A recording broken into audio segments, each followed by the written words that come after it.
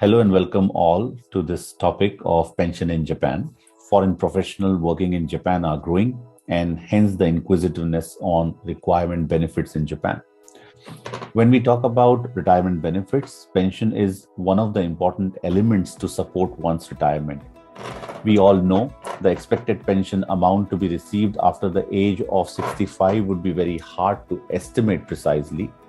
But based on today's Japan's pension guidelines, we can make some best guesses and estimates for the pension amount to be received. And this is what we would try to do in this session today. My name is Prem Keswani, and today I have also invited my friend Makran Prabhune, who has been in finance industry for 15 plus years, and he will help us out in getting into the overall pension structure and simulating approximate pension figures. The way we will approach this discussion would be in these following 3 points. First one, we will understand the basic pension eligibility. Second, if someone wants to do an early withdrawal, which is also called as lump sum, how much that amount can come to. And the last part, the old age pension fund, which you will receive post-retirement. Those simulation figures also we would see as we go ahead. So let's get right into the discussion where Makran will walk us through the categories and then simulations. So over to you, Makran. Thank you, Prem, and good morning, everyone. It is really a pleasure to talk about the pensions and the retirement benefits in Japan. So as Prem mentioned, pension is one of the retirement benefits that one can expect to receive during their, or basically after their retirement in Japan, after the age of 60 years. So during our communication with the Indian community and also with the foreign community at large, we have realized that people have a lot of questions or they have certain doubts in terms of how much pension one can expect to receive after working for a certain number of years in Japan. So today I would like to highlight considering different cases of the period of working in Japan and what is the expectation in terms of the pension payments to be received. So here we have charted out a basic pension eligibility. These are the 4 basic categories based on the number of months or the number of years that a person has worked in Japan. So if a person has worked for a short period, less than 6 months, or he has worked between 5 years or between 5 years to 10 years, or over a long-term period from more than 10 years until the age of 60. So based on these categories, a person is either eligible or not eligible to receive either the lump sum pension amount or the old age pension amounts. As we can see, if a person has worked for less than 6 months, then he's not eligible to receive neither a lump sum nor the old age pension. Whereas if a person has worked for a medium term, 5 years or up to 10 years, then he is eligible to receive a lump sum, but he is not eligible to receive an old age pension.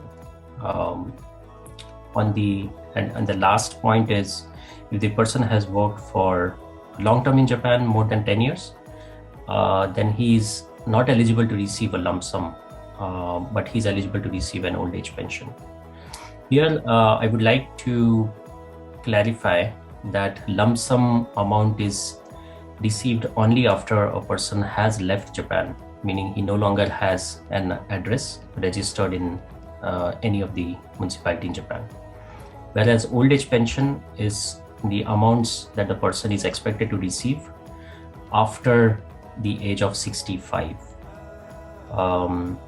So yes, and in Japan, the total contribution that one can make to the Japanese pension structure is for 40 years, starting from the age of 20 until the maximum of 60 years of age. Yeah, thank you, Makran. Makran, earlier the minimum contribution for availing pension was 25 years, right? Correct. So for the old age pension, uh, until 3 years ago, the eligibility was one has to contribute a total of 25 years in order to be eligible to receive the old age pension. But now, recently, the cap has been reduced from 25 years to 10 years. Yeah. So if a person has worked in Japan for 10 years, contributed to the pension, then he's eligible for old age pension. Right. Yeah. Like this is one of the welcoming changes, right, in this pension scheme of pension system, right? Correct. Yeah.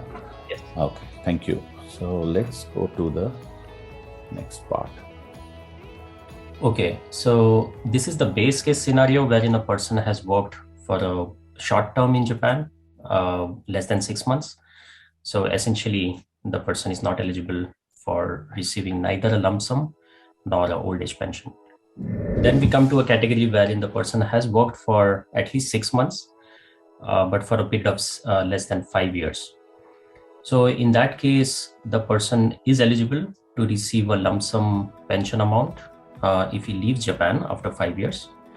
And essentially, the amount that the person can receive is depend on these three factors: the salary, the average salary, including the bonus amounts that the person has received in those 5 years, and also, of course, the total number of months of contribution, and a multiplying factor. So this factor is based on government calculations, and it may change in the future. So we haven't specified what that factor is, but these are essentially the three factors which will impact the total amount of pension that the person can receive. So the key points here to note is, so every month when a person receives salary, a certain portion is contributed, or a certain portion of the salary is contributed towards the pension. And also the person's employer contributes an equal amount to the pension system. So of course, when a person receives the lump sum, he or she will receive the contributed amount that the person has given to the pension structure. Also, one important point to note is, once the person receives the total amount, this specific amount is after tax, meaning the Japanese government withholds 20% of the amount as a withholding tax, and pays out the 80%. But this 20% can be claimed later by applying to the Japanese tax office within 2 years after a person has left Japan. And to claim this amount, the person has to appoint or to delegate a person who is residing in Japan, on behalf of whom then he can claim those amounts, basically. Yeah. Yeah, and as you said, Makran, here we get one portion. If someone wants to opt for lump sum, even though the contributions have been done from the self and from the employer side, the person will get only one part of it, right? Yes. Yeah. His or her own contributed amount. Yes. Okay. So should we look at some simulations of the lump sum?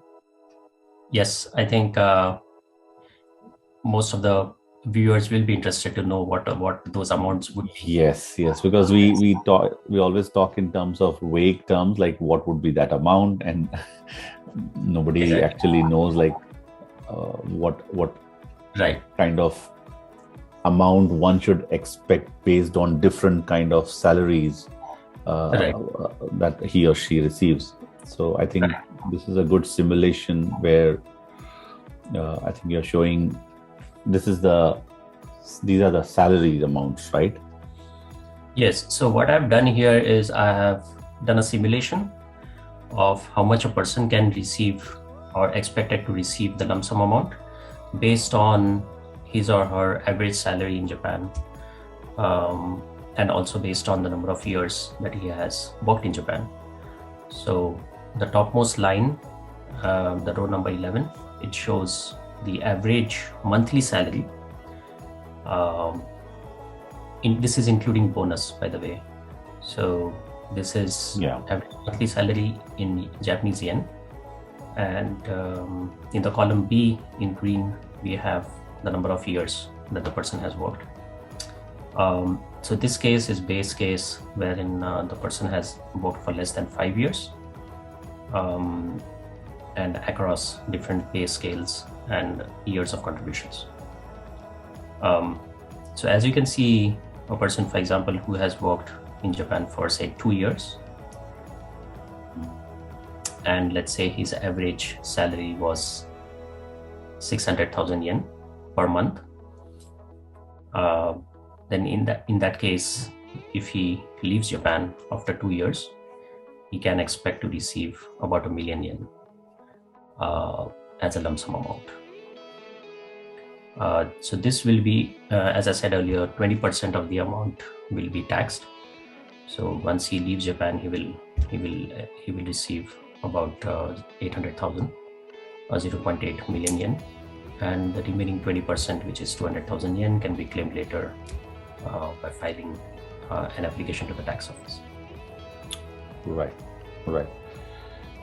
And as you stated earlier, Makrand, this amount would vary in terms of how many months a person has worked, and there might be also varying salaries during this period. So that amount would change accordingly. Correct. Yes. So then, yes. So higher the income and more number of years of contribution, then the pension amount would be higher. The expected pension to be received, the lump sum amount to be received, will be higher, as we can see in this table as well. Right. And then as we were discussing about what can be a rule of thumb of understanding these figures. So say, for example, a salary of 600,000, after a year, a person is getting more or less lesser than 1 month of his salary. Correct. So that can be a good rule of thumb. If you see here, for 600,000, after a period of 1 year, person is getting around 500,000. Yeah, and then say, for example, for a person who was getting around 700,000, after a year, that amount decreases a bit as compared to lower salaries, and it reaches around 614. So around Juman less, around 100,000 less. So that can be a rule of thumb if you want to refer it. Okay, perfect. So this was for a person who has worked in Japan for a period of between 6 months and less than 5 years, and how much lump sum he should expect. I think then next we had a case of 5 years to 10 years. Correct. So, so this case as well, the person is eligible to receive a lump sum if he leaves Japan within 10 years. These conditions for calculations are exactly the same as for the earlier case, with the one big caveat, is the contribution is capped at 60 months, which is 5 years. So which essentially means if a person has worked for more than 5 years, let's say he has worked for 8 years in Japan, but the pension contribution, so he has contributed to the Japanese pension system for 8 years. But if he decides to leave Japan after 8 years, then his contribution is capped at 5 years. So essentially the Japanese government considers his contribution to be at 5 years only. Yeah. So looking at what figures you showed in the last section, a person with a salary and with the changing period, his lump sum was changing, right? Yes. So here in the case of a person who was getting 600,000, his lump sum started from 263,000, right? Yes. and it gradually increased, right? 527, 790, and so on. And it was gradually increasing. And the point you just made is after 5 years, between 5 to 10 years, the contribution, we are seeing like the same example of 600,000, the lump sum remains constant, right? Yes. It Yes. remains constant through the period from 5 years to 10 years. That was a good discovery, right? We came across. I think a lot of people know it, but there might be a lot of friends who might not know this. So this would be a good thing to share with everyone. Right. Yeah. And this was, this again, the rule was changed very recently. So starting April 2020, the earlier, before April 2020, the cap was at 36 months, is 3 years. Yeah. So they have increased the cap from 36 months to 60 months, which is a good thing. So earlier, for example, if a person worked for 8 years, then he leaves Japan, then he can expect to receive lump sum only for the 3 years of his contribution. Yeah. But now it is increased to 5 years. So that is a good point. However, it is still disadvantageous for people who have contributed for more than 5 years, and just because of the cap at 5 years. So this, I think this will also encourage companies to keep employees. Employees will be motivated to stay in Japan for at least 5 years, so that they can complete the full 5 years before they think of moving out of Japan. So it is kind of a win-win situation, I would say. Yeah. It depends on how we see it. So a person, from the company perspective, it's a constant growth in lump sum till 5 years. So yes, encouraging till 5 years seems like a clear message. But how do you see it from 5 years to 10 years? Right. Yeah. So that is, 5 years is still a better period compared to 3 years. But then, yes, nowadays something like pension is really for the long term. So if one is planning a career in Japan, it is, if that person has completed 5 years, then it is recommended that he stays for 5 more years. 5 more years. Complete 10 years in Japan, so that he becomes eligible for old age pension, which we are going to talk about in slides. Right. And it appears like 5 years you have completed, and then the next milestone when you can be eligible for availing your pension is 10 years. So I think the message is you go for 10 years, we cap it till 5. Right. It's an interesting way these amounts have been set. But I think it's better than what we had in the past, for sure. That we can agree on. Right. Yeah. Right. Okay, great. So that was between 5 years to 10 years. Now I think we'll move to the main part, right? Once a person has completed the full, at least 10 years of contribution, a person has completed 10 years of contribution, and what should he or she should expect for the pension amount? So as we said earlier, that once a person has contributed for at least 10 years, then he or she is eligible to receive the pension starting from the age of 65. The person, if after contributing for 10 years, if he decides to leave Japan, if he or she decides to leave Japan, then he will no longer be eligible to receive a lump sum. So he has to wait until he turns 65 to get the pension benefits. The old age pension is consisting of 2 parts: the national pension, which is also called Kokumin Kisonenkin, and the social pension, which is also called Kosei-nenkin.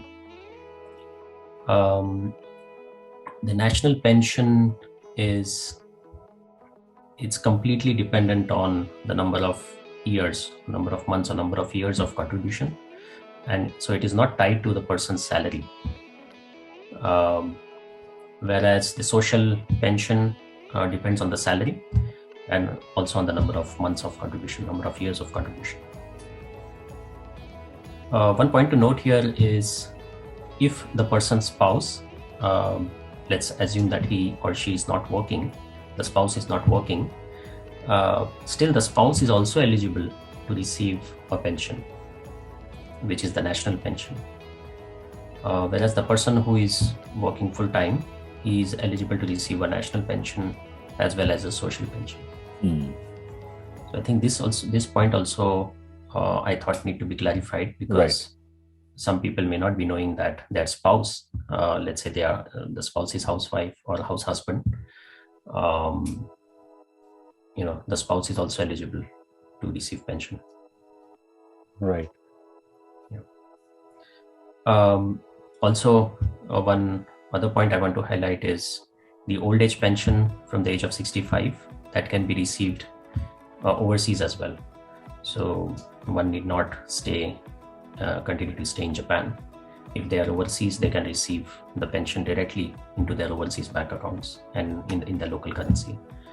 So of course there would be some exchange rate implications, fluctuations, but this is a good to know, I think. Yeah, I think that's one of the important points. I think for the lump sum also, right? Like Japan government has made it so easily accessible that once you have done a proper application for getting your lump sum or getting your pension, I think we need not worry on will it come or not, or will it get transferred or not. Yes, I think that's really good about that. Okay, so should we look into the numbers also for corresponding to this? Yes. So Yeah. we go back to the So just to simulation. Yes. So here again we have simulated the numbers based on the salary level and based on the number of years of contribution or number of years of working in Japan. As you can see, we have simulated the national pension amount and the social insurance or the social pension amount. So the old age pension would be a total pension of national pension as well as social pension. Of course, number of years, as number of years increases, the pension amount, expected pension amount would increase. And same is the case with the income level or the salary level of the person. yeah. Right. So here what we want to show here is, for example, in the column B, if a person has worked in Japan for 10 years, for example, and he leaves Japan, after that he goes to another country, starts working there, contributes to that country's pension structure. But still, since he or she has contributed for 10 years in Japan, he will be eligible to receive the age-old pension after the age of 65. Okay. And so on and so forth with the other number of years and income levels. Right. For the context of foreigners in Japan, what we also discussed was normally what would be the age a person would start contributing in Japan's pension. So we said around, it can be as early as 25, but it can be as late as 35, and there's no limit to that, to be honest, right? But average would be, say, let's take average would be 30 years. A person who is 30 years old, 30 years old comes to Japan and start contributing to the pension. So the number of years maximum we might see most of the people contributing will not cross 30 years, right? Right. Assuming he's a mid-career person, then say he has come to Japan for 30. Average. Right, average. But yes, there can be cases where a person is contributing for 35 years or 40 years also, the full term as pointed in our simulations. Yes. Okay. So let's take some examples of some salaries, and where we can see, like, okay, let's take an average salary here. Let's take Hachijuman. Sure. How the way we have divided was like, the ranges can vary person to person. We have just selected a mid section, if we can call it, and inside that mid, we are taking a mean of it around 800,000 per month. Right. A person who is making 800,000 per month contributes for 10 years. And as you pointed, Makran, he goes to other country or and starts contributing there. But how much amount he would be eligible from Japan? Right. So these are the annual figures. These are annual figures, right? Yeah. Yes. So we are saying that if a person is making 800,000 per month and he has contributed for 10 years, then on average, he's expected to receive about a month's equivalent salary. Yeah. Each year. Each year. Each year. So here we have around 749,000, right? Right. And that would come to how much per month? That will be about 65,000 per month. Yeah, around 65,000 per month in Yes. yens, right? Okay. Right. And if we just see the same salary range for 15 years, Right. in terms of per month, if we speak, so that will be about 90,000 yen. 90-ish, right? Yes. For 20 years, that would be about 120,000 per month. And then this one for 25 years. Right. Which will go to about 150,000 per month. These numbers, they seem to be less, right? Compared to... Yeah, I mean, the normal average pension amount per month, what I had heard was around between 15 man to 25 man. But definitely these are average figures, so someone can have lower than that, can have higher than that also. Yes. Right. But as we know, like, about cost of living in Japan, right? If you have rented an apartment, or if you even have your own home and you are paying EMIs on that, I think the amount which we are looking at right now would contribute just towards that. Yes. Yeah, these amounts are, I think, very basic sustenance level. This is, I mean, these amounts are expected to be received after age of 65, wherein hopefully the person doesn't have, children who are dependent for education, or it's also assumed that, the person has paid off their housing loan, for example. However, we have cases wherein people come to Japan starting age of 35 or 40, and they buy a house. So definitely, I mean, the EMIs would continue, I think, even after the age of 65. That is the assumption. So in that case, then yes, these amounts are less. Yeah. And then I think it becomes very important to discuss if this amount is not to the level of your cost of living, how one can actually add into these amounts, right? Add the pension amount which he or she want to get as they go ahead. So I think that's a good segue into our last slide, where we are trying to summarize what one can do to add into this. Right. So there are of course several ways one can try to increase their income.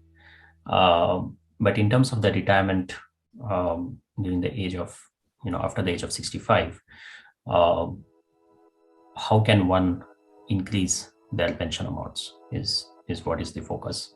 There are, I think, main 2 or 3 ways that one can try to increase the pension to be received after the age of 65. The first way is to go and get a private pension plan. So the numbers that we have discussed about are about the government pension, but one can also subscribe to the private pension plans that are offered by the various insurance companies in Japan. So these plans essentially, what it entails is the person contributes a certain amount every month, and these amounts are invested by those insurance companies into long-term assets. The amounts that are contributed can be withdrawn only after the age of 65. So that is something that can supplement the government pension, and also depends on the employers. Some of the employers offer the company pension plans, right? So which are similar to 401k plans. So here the employer actually contributes certain amount every month. The amount is not deducted from the employee's salary. This is separate. The employee contributes separately to the pension fund, and the employee can withdraw from that amount, from that fund, after the age of 60, starting the age of 60. Yeah, so that is the another option that people have. Right. Yeah, that's great. I think that you pointed out ways to add into the pension amount. In terms of the pension contribution, I think once the persons, for example, say he leaves Japan after working for 15 years, then let's say he starts working in another country and starts contributing to that country's pension plan, then depending on whether or not there is an agreement between Japan and the other country, the person can actually club the number of years of contribution. So if he has contributed, let's say 15 years in Japan and 10 years in his home country, then he can club 15 years and 10 years to 25 years of total contribution. And then he has the option of claiming the pension from that host country for a total of 25 years. So that is about the pension plan. But in addition to that, a person while working in Japan, he can contribute to, or he can invest in certain short-term saving schemes or equity funds or index funds. In Japan, he can invest in Japan, but then the exposure is of the overseas countries. So there are funds who are taking exposure to US funds or European funds, for example, but then you can invest while you are still in Japan. So they are not essentially a retirement funds, but they are more of like investment funds where you invest for 5, 10, 15 years period. You can also withdraw before that. There is no restriction in terms of the timeline when you can invest and withdraw. So essentially you do not need to wait until the age of 65 to withdraw the amounts that you have invested. Yeah, absolutely. I think if say for example, if somewhere in the future we'll try to cover what are the fund options here in Japan, which have exposure towards US market or European market. Sure. We can try to cover somewhere in the coming videos. Apart from that, like I'm bringing in Indian context here. A lot of people are investing in India in their own ways. They can also invest themselves in mutual funds in India also, right? If they want, or any kind of funds, not just mutual funds. Yes, definitely. I mean, so people, so Indians who are working here, they would be under the category of NRIs. So they can invest in India either in mutual funds or directly into equities, or they can just recently there has been a talk of also ETFs, so they can directly ETFs. invest in the index, which is kind of an index fund, I would say. So they have certain advantages over mutual funds in terms of being lower in the cost structure, etc. And they can, so the NRI as such has to have a demat account or a trading account, or a simple investment mutual fund account through which they can invest on a regular basis, or with usually in a time frame of 5, 10, 15 years, because those instruments are risky. For example, March 2020 had a huge drop. Index. We have still not come out of that right now. Yeah. And that's how is the nature of the market. Right? It's always volatile. It goes down when you expect the least. When you expect the market to go up, it actually goes down. So there's a lot of volatility involved. But to ride that volatility, I think one has to have a long-term view. I would say at least 10, 15, 20 years is a good time period to consider for investing purpose. Right. Okay. Makan, we pretty much covered what the pension structure is, the main categories, who are eligible, who are not, and what is the approx amount, and how you can increase your contribution towards a pension fund if you want to. So that takes us to the summary of the whole session. Just to summarize, pension is something really for the long term and to be considered into the retirement years. However, as we have seen through the numbers, even a person who has contributed, let's say, for 30 years with a decent amount of salary, I think the pension numbers or the pension amounts are not sufficient to have a comfortable life in Japan. Of course, during the working years of the person, he or she may have had good savings, or may have some other investments which will help for the retirement. But just looking at the pension amounts, I think they are the very basic sustenance level numbers.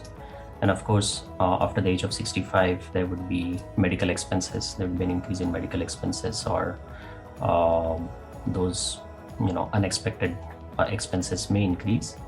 So it is very important to supplement one's pension with other avenues, investment avenues, or through other pension plans. And if we have an interest from our viewers in terms of other investment avenues or other pension plans, then we can dig deeper into those, I think, in our future sessions. Definitely. So thank you very much, Makrant, for joining in this session today. I think we could cover pretty much overview of the pension funds in Japan, and I think viewers might have got a pretty much good idea about the range of pension one should expect as we go ahead. So thank you once again for that. And for the viewers, hope you found this video useful for what to imagine when you think about pension in Japan. Maybe we might have painted a gloomy picture, but our main aim was to find out ways if you find your pension fund still insufficient. So that's where we wanted to help you out. So let us know if you have any query or comment on this topic discussed. And we must also say that government has made your pension details available in your web or mobile app application, which is called Ninkin Netto. Maybe in the next video, we would like to share how you can check the details if you have not done so far. We hear a lot of people have tried that, and by using that system, one can see how much contribution which your past employer has done, how much contribution you have done. And then there is also a calculator where you can see the simulation of amount you would get after retirement. So we will try to bring that in the next video. Till we see you next time, stay happy and stay safe. Bye-bye. Thank you, Prem. Thank you. Thank you, Makam. Bye-bye.